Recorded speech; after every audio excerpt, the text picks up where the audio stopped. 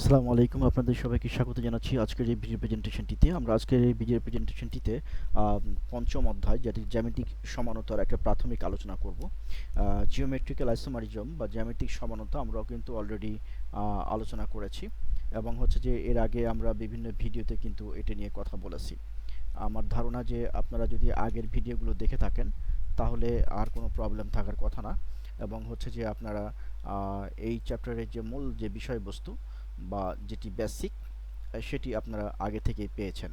কারণ আমরা দীর্ঘদিন ধরে প্রথম দিকের যে চ্যাপ্টারগুলো ছিল সেই চ্যাপ্টারগুলোর বেসিক নিয়ে কথা বলেছি, এবং এখন ওই বেসিকগুলোর যদি আমাদের মাথায় থাকে তাহলে এই চ্যাপ্টারগুলো আমাদের কাছে পানির মতো মনে হওয়ার কথা।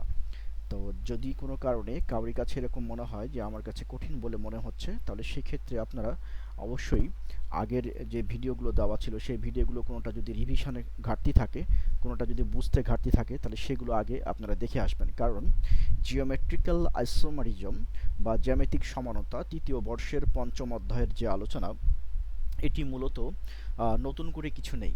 আমরা আগে যা আলোচনা করেছি তার ভিতরেই এই চ্যাপ্টারটি রয়ে গেছে। আমরা শুধু এখন দেখব যে এই চ্যাপ্টার থেকে আমাদের কি কি কোশ্চেন পড়তে হবে। তো আমরা যদি প্রথমেই যাই যে জ্যামিতিক সমানতা বলতে কি বুঝি, তো জ্যামিতিক সমানতা হচ্ছে কার্বন কার্বন দ্বিবন্ধন যেখানে রয়েছে সেই দ্বিবন্ধনের যৌগগুলোর, দ্বিবন্ধনযুক্ত যৌগগুলোর যে ভিন্নরূপের যে উপস্থাপন বা ত্রিমাত্রিক ডাইমেনশন বা থ্রি ডাইমেনশনাল স্পেসের যে অ্যারেঞ্জমেন্ট, সেই অ্যারেঞ্জমেন্টের কারণেই যে সমানতাটা হয় সেটি হলো আসলে জ্যামিতিক সমানতা। আমরা যদি একটু বোঝার চেষ্টা করি তাহলে বিষয়টা এরকম, যেমন ধরেন CH3 CH3 CH3 এবং হচ্ছে যে এখানে একটা যেটা কার্বন নেই, তাহলে এখানে একটা ধরেন হাইড্রোজেন, তাহলে এখানে একটা আরেকটা কার্বন নেন, এরকম ডাবল বন্ড। এখানে আবার হচ্ছে যে আমরা যদি একটু ইতে যাই, কলমটা কাজ করতেছে না। আচ্ছা, তো এখান থেকে আমরা একটা কম্পাউন্ড নিতে পারি, যৌগ নিতে পারি, এরকম একটা হাইড্রোজেন, আর এখান থেকে ধরেন CH3। এই তো বিষয়টা। তো কার্বন কার্বন দ্বিবন্ধনের এইখানে দেখেন যে CH3 মূলক কোন পাশে অবস্থান করছে।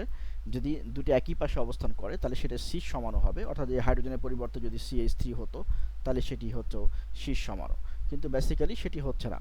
তো যার ফলে হচ্ছে সিস এবং ট্রান্স সমান আমরা বুঝলাম, যে জ্যামিতিক সমানতা কি সেটি বুঝলাম, এবং সিস ট্রান্স সমানও বুঝলাম। এখান থেকে আমাদের এই চ্যাপ্টার থেকে আমাদের বেশ কিছু গুরুত্বপূর্ণ কোশ্চেন আছে, যে কোশ্চেনগুলো আমাদেরকে পড়তে হবে। তো এই গুরুত্বপূর্ণ কোশ্চেনগুলোর ব্যাপারে আমি প্রথমে আপনাদেরকে শর্ট কোশ্চেনগুলো বলে নিচ্ছি, যে কোন ধরনের শর্ট কোশ্চেন আমাদেরকে অবশ্যই পড়তে হবে। আপনারা অবশ্যই যে যে দুটি বই আমি রিকমেন্ড করেছি সেই দুটি বই থেকেই আপনারা নোট বানাবেন, এবং এই দুটি বইয়ের ভিতরেই আপনারা এগুলো পাবেন। আমি শুধুমাত্র আপনাদের যে তৃতীয় বর্ষের যে সিলেবাস আছে সেই সিলেবাসটাকে স্ট্রিক্টলি ফলো করছি, যাতে করে আপনারা পরিপূর্ণভাবে স্টোর আসারণ থেকে 100 মার্কের মানে ফুল মার্কের কমন পেয়ে যান। অর্থাৎ 75 এর ভিতরে 75 বা 80 এর ভিতরে 80% যেন আপনাদের কমন থাকে, সেই বিষয়টি নিয়েই আমার মূলত কাজ। এবং হচ্ছে যে এই স্টিল রসায়নের আপনাদের যে পরীক্ষাগুলো যেগুলো হয়েছে বিগত বছরে, সেখান থেকে আমরা দেখার চেষ্টা করি যে বিগত বছরের কোশ্চেনগুলো কিভাবে ইজিলি সলভ করা যায় সেগুলো। তো এখান থেকে যে কোশ্চেনগুলো শর্ট কোশ্চেন হিসেবে আপনি পড়বেন সেই কোশ্চেনগুলো আমি একটু বলে নিচ্ছি এই ভিডিওতে, যাতে করে আপনারা পরবর্তী ভিডিওতে ডিটেলস পাবেন।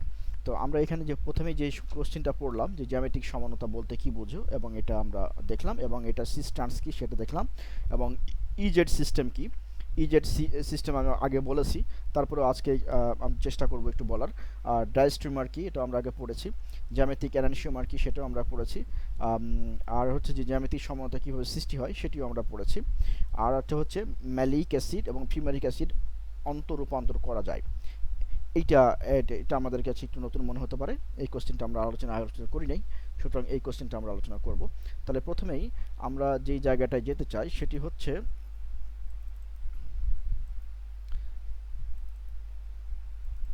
আচ্ছা এটা আচ্ছা, প্রথমেই আমরা যে জায়গাটা যেতে চাই সেটি হচ্ছে যে আমাদের আমরা একটু পেজে যাই, আমাদের বোর্ডটা দরকার আলোচনার জন্য। বোর্ডটা হলে আমাদের জন্য সুবিধা হবে, সুতরাং আমরা বোর্ডে যাচ্ছি। এইটা আমাদের বোর্ড, ডিসকাশন বোর্ড দেখতে পাচ্ছেন। এখানে আমরা এখন একটু আলোচনা করতে চাচ্ছি সেটি হচ্ছে আমরা একটু কালার চেঞ্জ করে নিলাম যাতে করে আমাদের বুঝতে সুবিধা হয়। আচ্ছা, এখন দেখেন আমরা যে জিনিসটা নিয়ে কথা বলবো সেটি হলো যে এই ক্ষেত্রে আমাদের ব্রাশ কই দেখি না, আমাদের ব্রাশ দরকার।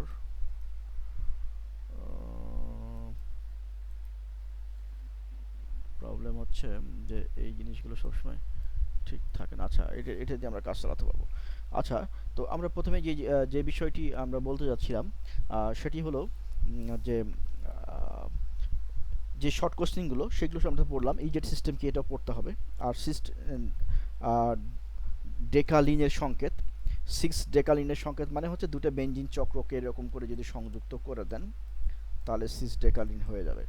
এইটা এখানে এরকম এরকম এরকম এইরকম এরকম দেন এরকম, এটা হচ্ছে 6 ডেকালিন। ঠিক আছে, এটা আপনারা দেখেন এঁকে নেবেন।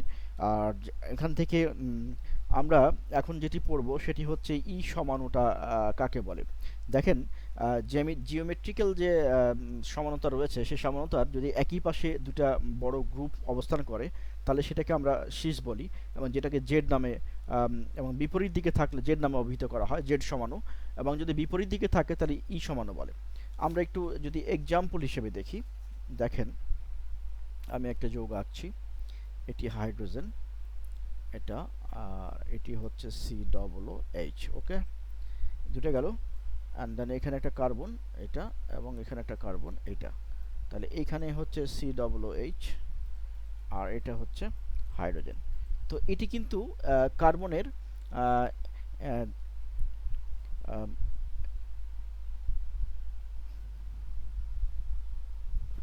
কোন পাশে অবস্থান করছে সেটি হচ্ছে ইম্পর্টেন্ট।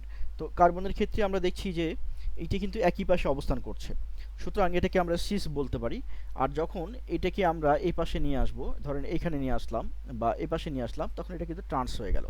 তো এই সিস এবং ট্রান্সের ক্ষেত্রে দেখা যাচ্ছে যদি একই পাশে অবস্থান করে তাহলে জেড সমানু এবং ইজেড সিস্টেমে, আর যদি বিপরীত দিকে অবস্থান করে তাহলে হচ্ছে জেড বিপরীত দিকে থাকলে ই সমানু হয়, তখন একে ই সমানু বলে বা ই সিস্টেম বলে। তাহলে নিশ্চয় বুঝলেন যে জেড সমানু মানে হচ্ছে আপনার হচ্ছে সিস, আর ই সমানু ইকুয়াল টু হচ্ছে ট্রান্স। মনে রাখার সুবিধার জন্য বললাম আমি যে জেড সমানু মানে হচ্ছে আপনাকে মনে রাখতে হবে যে সিস সমানু, আর ই সমানু মানে হচ্ছে ট্রান্স সমানু। তাহলে এখান থেকে বুঝতে পারলেন যে আমরা জিনিসটা কি বোঝাতে যাচ্ছিলাম। আর ম্যালিক অ্যাসিড এবং ফিউমারিক অ্যাসিড কীভাবে রূপান্তর করা যায়, কার্বন কার্বন দ্বিবন্ধন যুক্ত যৌগসমূহ জ্যামিতিক সমানতা প্রদর্শন করে। মনে রাখতে হবে কার্বন কার্বন যদি সিঙ্গেল বন্ড থাকে তাহলে কি জ্যামিতিক সমানতা হবে না, মনে রাখবেন এটা। কার্বন কার্বন দ্বিবন্ধন যুক্ত যৌগসমূহ জ্যামিতিক সমানতা প্রদর্শন করে, যেমন ম্যালিক অ্যাসিডকে তাপ দিলে পানি অপসারিত হয়ে ম্যালিক অ্যাসিড এবং ফিউমারিক অ্যাসিড প্রস্তুত হয়। জাস্ট একটা রিয়াকশন, ম্যালিক অ্যাসিডকে আমরা হিট দিব, হিট দিলে পরে আপনার এই দুটো কম্পাউন্ড তৈরি হবে। এটা বই থেকে দেখে নিলে হবে, যে কোনো বই থেকে। এবং যে কটা কোশ্চেন আমি বললাম আপনাদেরকে এই মুহূর্তে শর্ট কোশ্চেন, এই শর্ট কোশ্চেন প্রতিটাই আপনি যে দুটো বই আমি রিকমেন্ড করেছি এই দুটো বই থেকে জাস্ট নোট করে নেবেন। এখানে নতুন করে অ্যাডিশনাল কিছু কিন্তু বোঝানোর নাই। জাস্ট আমি বেসিকগুলো আপনাদেরকে বলে দিলাম। আর এখান থেকে এই ধরনের কোশ্চেনগুলো এর আগে ইতিপূর্বে হয়েছে বিভিন্ন সময়। সিস্টার্ন সমানু কাকে বলে এটাই, সাইন অ্যান্টি নামকরণ কী বোঝে এটা একই রকমের জিনিস। আর নতুন করে এখানে শর্ট কোশ্চেনের মধ্যে আর কিছু নেই, যেটুকু শর্ট কোশ্চেন আলোচনা করা হলো আপনারা যদি এইটুকু শর্ট কোশ্চেন ভালো করে পড়ে নেন তাহলে এখান থেকে 100তে 100ই কমন পাবেন আর কি। আরটা হচ্ছে কিউমুলিন যৌগের ক্ষেত্রে জ্যামিতিক সমানতা, এটা একটা অনেক সময় শর্ট কোশ্চেন চলে আসে, আবার টিকা হিসাবেও চলে আসে। তো যাই হোক, এটা আপনারা যে দুটো বই রিকমেন্ড করেছি সেখান থেকে দেখে নেবেন। এর ট্রান্স সমান কিউমুলিন যে সমস্ত অসম্পৃক্ত যৌগের দুই বা ততোধিক দ্বিবন্ধন সন্নিহিত অবস্থানে থাকে, মানে একটার পর একটা থাকবে, সেটাকে কিউমুলিন বলা হবে। হ্যাঁ, মানে ধরেন দ্বিবন্ধন কার্বন চেইন, এই কার্বন চেন এখানে একটা দ্বিবন্ধন, এখানে একটা দ্বিবন্ধন, এখানে একটা দ্বিবন্ধন, এরকম এরকম থাকবে, সেগুলোকে আমরা কিউমুলিন বলবো। তো এই শর্ট কোশ্চেনগুলো আপনাদের দায়িত্ব থাকলো, নোট করে নিয়ে এগুলো যে কোনো বই থেকে পড়ে নিতে হবে। আমরা ব্রড কোশ্চেন এই চ্যাপ্টার থেকে যেগুলো পড়বো সেগুলোর সবগুলোর আমরা ই নোট দিব। তো আশা করছি আপনারা বুঝতে পেরেছেন, এবং আমরা এর পরের ভিডিওতে অবশ্যই ব্রড কোশ্চেন নিয়ে আলোচনা করব।